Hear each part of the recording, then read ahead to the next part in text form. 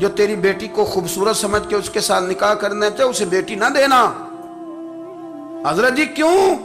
فرمایا حسن تو تھوڑے دن کے بعد ختم ہو جائے گا، پھر وہ اس کی قدر نہیں کرے گا، وہ تو کہیں اور منہ مارتا پھرے گا۔ حضرت ابوبکر شبلی رحمت اللہ تعالی علیہ کی بیٹی خوبصورت تھی، ایک نوجوان کہنے لگا میرا نکاح کر دیں۔ آپ فرمانے لگے پتر تو 1 مہینے کے بعد آنا کر دوں گا، بڑی موٹی تازی خوبصورت صاحبزادی۔ تو حضرت نے اسے دوائی کھلائی، اسے پخانے لگ گئے، جو پخانہ کرتی ایک مٹکے میں سنبھال دیتے۔ تھوڑا وقت گزرا تو وہ ہڈیوں کا پنجر بن گئی، مہینے بھر میں دست اتنے آئے کہ کمزور ہو گئی۔ تو ابوبکر شبلی 1 مہینے کے بعد نوجوان کو بلایا، فرمایا ادھر آ تیرا نکاح کروں۔ بچی دکھائی تو وہ کمزور بستر پہ پڑی، فرمایا شادی کر۔ کہنے لگا اس سے نہیں میں نے کرنی۔ فرمایا یہ وہی ہے؟ کہنے لگا جی نہیں۔ فرمایا تو کہتا تھا مجھے عشق ہے، کدھر گیا تیرا عشق؟